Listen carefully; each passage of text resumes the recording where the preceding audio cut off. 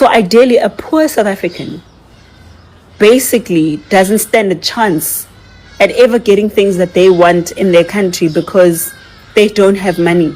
Ramaphosa must go, and Ramaphosa must go today. We don't want Ramaphosa as our president. Ramaphosa has brought a shame into the union building. We are in parliament, in the impeachment committee. We are going to remove Ramaphosa. He went to court to try and stop that process. The EFF applied to join. The court said join. When he tried to interdict, we oppose. We are going to court again with him. He will never stop that process. As long as EFF is alive, Phala Phala will never die. If this was happening in their own country, they would also feel the same way that we do. Because we don't have a problem with people coming into the country. We keep on saying that. Come in legally the same way we always go to other countries. We have passports, we have visas, we travel. What they're doing is not traveling. They're invading the country under the disguise of traveling. You don't travel to a country for years and stay there. That's not traveling. You don't become a burden and start wanting free things. You see them on TV screaming for SASSA grants. Or do we owe those Ethiopians and Somalians SASSA grants? We don't pay taxes so they can go and have 50 children, and then we must pay for those children. They must go back to their countries. Put South Africans first in terms of the economy. We are reliant on borrowing and we are reliant on foreign direct investment. When they come here to invest, they give you conditions that suit them, that do not suit us, which is why we have such a high rising unemployment of young people. So how will you grow this economy? Sankara says Africa is not developing because Africans are not mad enough. Well, I'm looking at you. I don't think we are mad enough to deliver the growth of this economy. Your 2 terms have not assured me that you will, because you refuse to decouple yourself from neoliberalism. South Africa's immigration debate is heating up once again, and emotions are running high across the country. President Cyril Ramaphosa says that during his engagements with other world leaders, they understand South Africa's immigration challenges. According to him, many countries recognize the pressure that illegal immigration places on jobs, public services, and national security. He also expressed regret over the frustrations many South Africans have been experiencing, acknowledging that citizens are demanding urgent solutions. At the same time, activist Jacinta has delivered what she described as her final warning message to illegal immigrants. She insisted that those without proper documentation must leave South Africa before the 30th of June and return to their home countries. Her message has sparked both support and criticism, with some praising her for defending the interests of citizens, while others argue that the issue should be handled strictly through the rule of law and human rights principles. Migration is given rise to by many factors. Some people run from their own countries because they are in danger, there's conflict and there's instability, and some become economic migrants. They come to a place where they think that it's an economic oasis, and so they will come. Now we are saying those who are not documented, those who do not have the proper permits and papers to be here, should not be here. So that's precisely the stance we've taken. And we've now gone to employers. Employers who employ undocumented migrants are the ones that were putting a lot of pressure. So, as I said, no South African must take any action against any person from any of our African sister countries. That is the responsibility of government and government officials. So the 30th, the so-called 30th of June, in my view, is not an event that is even necessary, because we are addressing the challenges that our people are facing. And we must not allow South Africans to be duped and to be misled by those who want to foster instability in our country. And we will not allow that. Adding another voice to the debate, Nigerian journalist Dr. Kemi Olunloyo warned South Africans about the future of their country. She claimed that if citizens do not actively fight for their nation's future and hold leaders accountable, South Africa could eventually face challenges similar to those experienced in Nigeria. Her comments have generated intense reactions online, with supporters agreeing with her concerns and critics accusing her of oversimplifying complex problems. One thing is clear, immigration has become one of the most sensitive issues in South Africa today. As the June 30th deadline approaches, all eyes remain on the government, community leaders, and the people themselves. What do you think? Should South Africa take a tougher stance on illegal immigration, or should there be a different solution? Share your thoughts in the comments below. And don't forget to like, subscribe, and turn on notifications for more updates. I'm Dr. Kemi of Nigeria, Kemi Olunloyo, retired journalist and activist. This is Jacinta Ngobese Zuma. Now, it's the 29th of May, 2026, and it's close to midnight my own time. I want to talk about this lady and what's unfolding as we enter June on Monday. Jacinta has been invited by the South African Human Rights Commission to appear before them on Tuesday. Now, she's asking South Africans to support her at the courthouse on that day. What I suggest should happen on that day is South African police should have a mode of organization, crowd control, and security. This lady is your voice in South Africa. I am a Nigerian. I left Nigeria at 14 years old. I will be 62. I left Nigeria at a time when teachers were on strike, they didn't want to work, the government gave them hell, and we had a lot of money. Our country has always been stingy to the people. And if you have a little bit of money, you sent your child to the UK to continue the education. From there, I went to the US at 19. Ended up 30 years in the United States, 5 years in Canada. Came back home, lived another 10 years in Nigeria, and left in 2022. Finally left again in 2022. And that leaving, my own pension for where I worked 3 professions, 3 degrees, United States, pharmacy, journalism, and public relations. That's where my pension is. And that's where I'm going to get my money when I retire in a couple of years, as in pension retirement. I'm already retired from journalism. I'm a pharmacy consultant and I'm a PR consultant.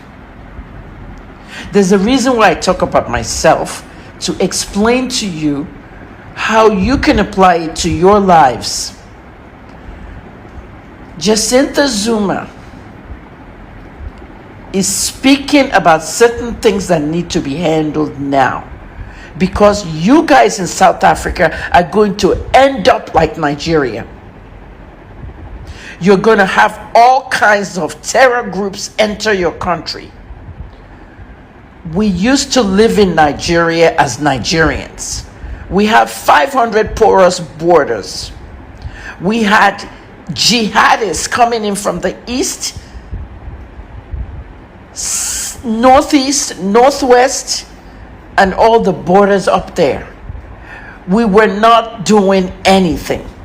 These guys had 100 SIM cards per person. They had so many SIM cards. They were running cells, terrorist networks in the north, and killed thousands. Now they've moved to the south. They have kidnapped children in a school. 2 weeks in the forest now. Beheaded one teacher, shot the other. And they've picked another person they're going to execute next week. Listen to me, South Africans. You see what's going on? They said they couldn't come to the south. I told Nigerians in April, I gave a counter-terrorism report. Every day, I told Nigerians when there was going to be a terror attack before it happened. And people come out here calling me a prophetess. I'm not a prophetess. I didn't go to work as a prophetess. I went to work as a journalist for 32 years, an investigative journalist. I appeared on every single TV network in this world. CNN, Fox News, everyone, BBC, CTV, in 2009 and 2010 because of Nigeria's terror. We had to go register our SIM cards again with our fingerprints because terrorists had a lot of SIM cards. South Africa is going to end up like Nigeria if you don't identify who is legal and who is illegal.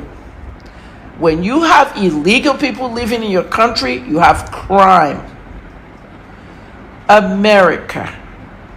When President Biden opened the border, look what happened. All kinds of murders, all kinds of crimes, everything. And Mr. Trump has been deporting people every day for crime. He said it before he won. Mass deportation. No politician says that before they even win, because no one's going to vote for them. It is very important. Those of you shouting Africa unity, the Pan-African days are gone. There is no pan anything. Africa can never unite. You have 54 countries, 54 mentalities.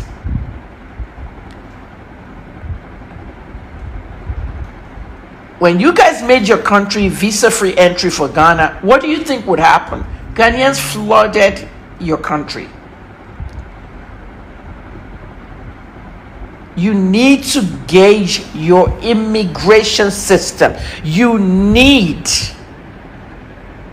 to reassess it. I've done enough videos in the last 2 weeks.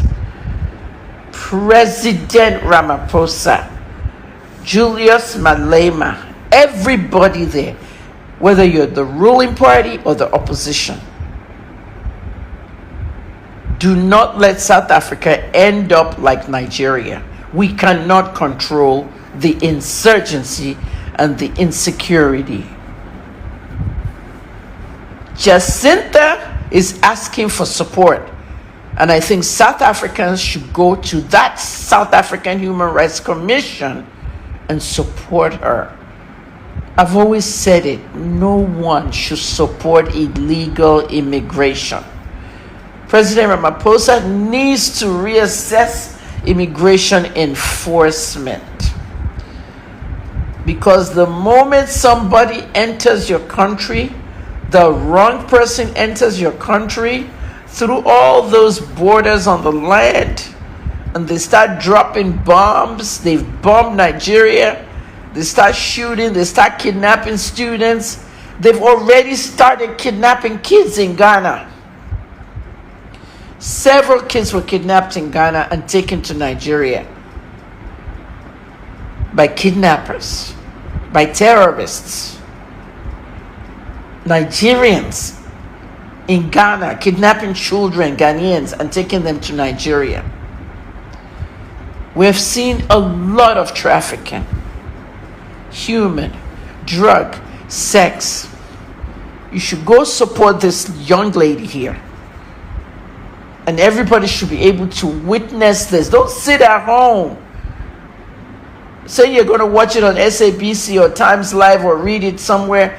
Go out to that courthouse and support her. You're getting this thing wrong. It's not xenophobia. This isn't xenophobia. This is a media narrative. The media formed that narrative, xenophobia, especially the Nigerian media, the most useless media in the world.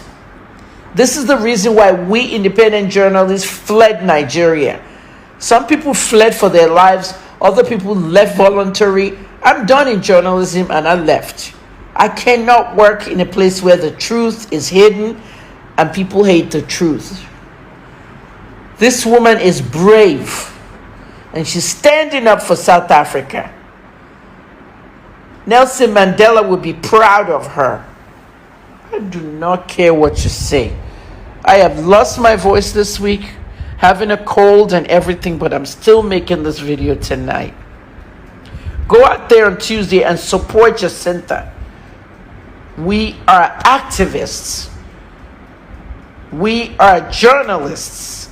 A lot of us out here are watching. And I'm talking for everybody. Many of the Nigerian journalists are in the United States.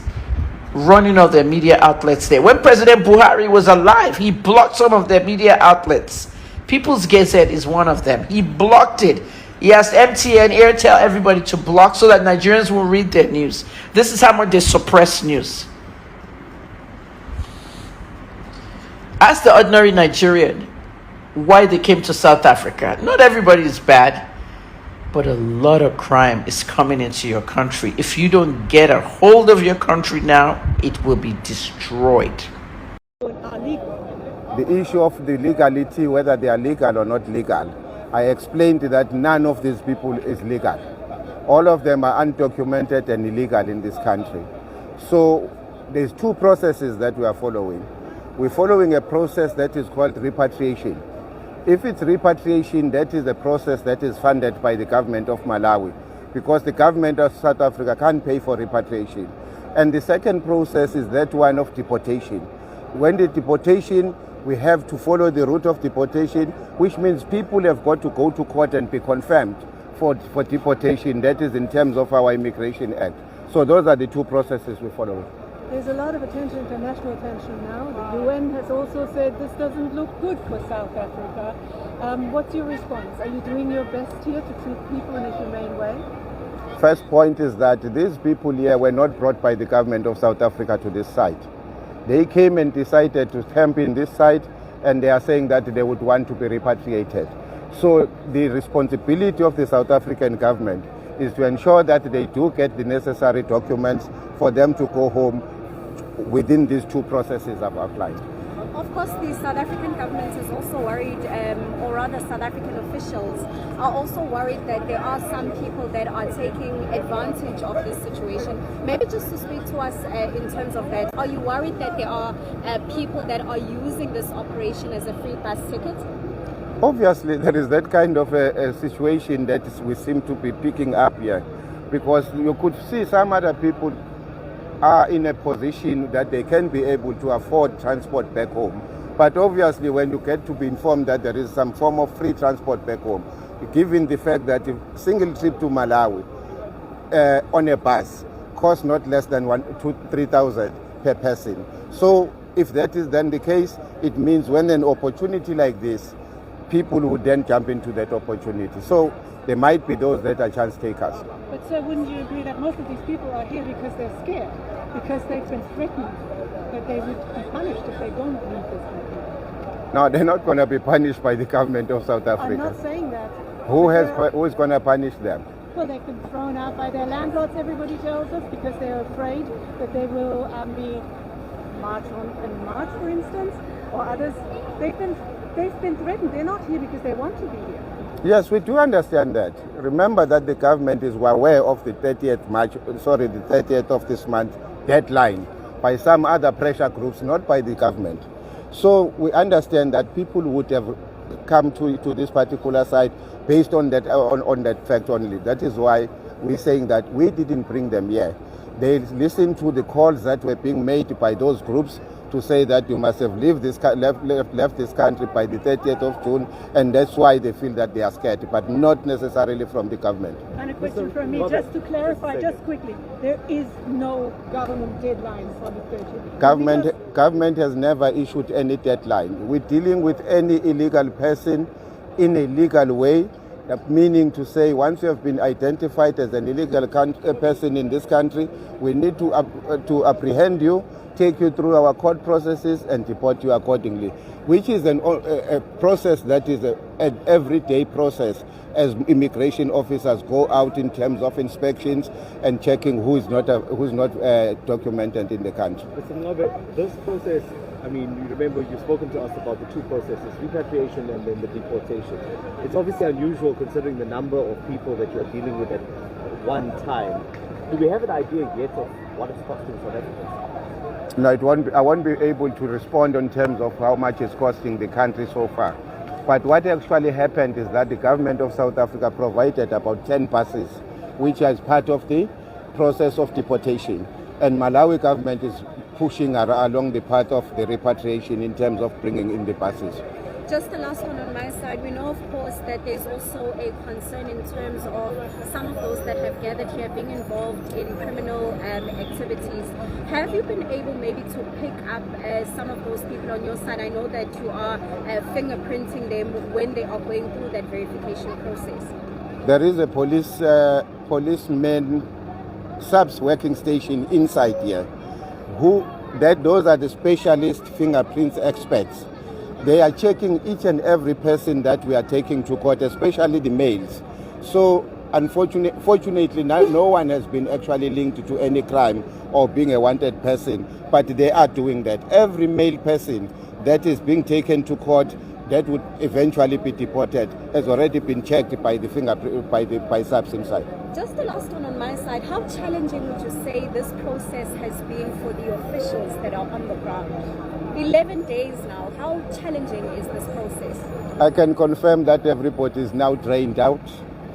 It's a very, very serious process, very tiring process, and I am feeling for my officials here because everybody is trying his or her best, but really the situation is very, very difficult to manage.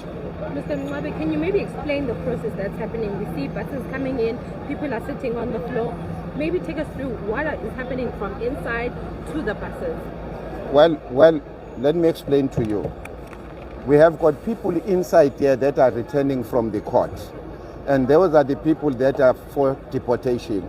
This bus behind us now and the one that has just left, we are putting people that have come back from court and they are being deported. And these ones that you will be seeing on my left here, queuing here, these are the people that are ready to get into the bus, having undergone the whole process. How many people make it through the courts a day? Sorry? How many people make it through the courts in one day? Yeah, we can give an estimation because you see it depends on the number of the available courts at the courthouse. Yeah, but today, for instance. Sorry? Today, for instance, how many? We can't be able to give you today's statistics. We still can continuing. It would be in the region of between 60 and 70 people that would have gone through the courts. That means there's at least another couple of weeks of work here for you. It seems like, because there is no light at the end of the tunnel in terms of putting a deadline to say when we're going to finish this process. Lastly, do you need more help? Would you say that there's more assistance that's needed on the ground? Not necessarily so. I've got about 60 immigration officers here that are doing this process in various stages, because the more you can bring other people, you'll create serious problem in terms of the space and everything.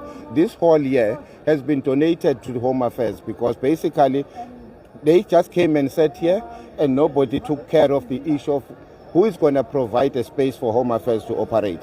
So the community of this place, because this hall here is not owned by the government, it's a privately owned hall, it has been donated to us, but it has got that limited space for us to be able, considering that the court is sitting here, the virtual court, considering that SAPS is also operating inside here and us in the same hall. So bringing a lot of people would not necessarily work to our advantage. But we're hoping that once the second site becomes operational, that is when we'll have to split some of the resources here to have people that are operating from here and on the second site. How soon will the second operation start working? Ideally, we had hoped that by today it would have been up and running. But the latest information, when I checked with the municipality, because those are the people who are setting up that site, they indicated that they will give us the latest update before the end of today. Possibly, we can then start tomorrow. I'm not sure whether that it would be ready. Sorry if I missed this, but you're saying that the second site is not up and running yet. Yes. So the people that were leaving in the buses, in the people movers earlier, were they going to court? When I say there's a second site, that is the site where some of these people would have to be moved to. It has got nothing to do with the courts. The courts are there. We are using the physical court in Somsu Road. All these people that are being taken by people's movers are being taken to the Durban court for them to appear before the magistrate. And immediately after that, the people movers bring them back to us for us to get them ready to board the buses. Only Malawians that you're processing? It's only Malawians on site here. Are there any other areas here in Durban which are processing other nationals? No, we are not aware of any other area that is processing any nationals. I heard that it's not the Malawian government that is paying the buses, but it is privately paid for. Is that correct? All we know is that Malawi government tells us that there's 10 buses that are coming to repatriate. In terms of who's funding and whether it's them that they've paid for it or whether there is some other person that is funding them, we cannot confirm that. All we are concerned about is that we get buses that are funded by the Malawi government to come into the site and pick up. I have one final, I promise this is the final question from me. Are you afraid that with the proximity and the tightness that is happening here, there might be injured people and maybe even a little bit of a riot because people are getting very, very upset? Well, it should be a worry for everybody. Once you've got a crowd, this kind of a crowd that is sitting here, obviously there would be those sicknesses that would develop. There might be people that getting injured amongst themselves. But in terms of if a situation becomes a bit volatile, SAPS is here to contain it. But what is happening inside the site itself, it's a responsibility of some of the Muslim community that are actually donating some medical assistance. I saw an ambulance, the mobile clinic that is parked on that other side, just to take care of those that possibly are falling sick and those that are giving birth and all those that are having some serious medical attention that is needed. Any idea how many women have given birth so far? The last I knew was 12 babies that were born here on site. And the last 2 of the 12, it was just a day before yesterday. Thank you. Hi guys. So this video is just a big shout out to my sister Prince Mtombeni and team yonke nje yaga SACR. Thank you so much guys for the amazing work that you guys are doing. We are absolutely proud. But you know, the whole day today, I've been thinking about this response that we cannot review the Constitution because it's unconstitutional. There's some changes that are unconstitutional. What do you mean it's unconstitutional to review things in the Constitution? Does this now mean that there's things in the Constitution that are not subject to the people scrutinizing it because you're going to tell us it's unconstitutional? And you know, the very nature of law, the first lesson that you learn in law is the fact that law or laws are ever changing, depending on, obviously, on a number of things, on the problems arising, the nature of things that faced by that country or that government or that community. So what do you mean is unconstitutional? I'm so confused. So why did you even put it up for review then if you're going to tell us that it's unconstitutional? Because you're trying to tell us ideally that we're stuck with ancient Roman Dutch laws that have nothing to do with us forever, because if we try and challenge them, we're being unconstitutional. On top of that, unless it's a crime and people are saying that they want people to just be slaughtered or be killed or something that's criminal activity like that, or abuse people, or I have no idea why you would have a problem with people wanting to be put first in their country and calling that unconstitutional. Do you guys understand the current system that we're in South Africa at the moment? So currently as a country, we are in a system where the laws of the country are God, if I can put it that way, which means even parliament can make decisions, but the courts can overrun those decisions based on whether they translate them to be right or wrong in the Constitution. Meaning the judges in those courts decide everything about this country.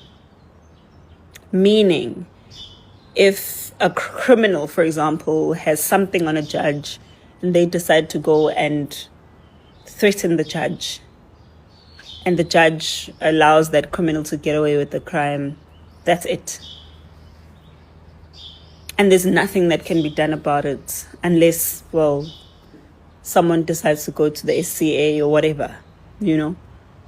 And on top of that, this is a very system where poor people who don't have money are unable to take matters up to courts.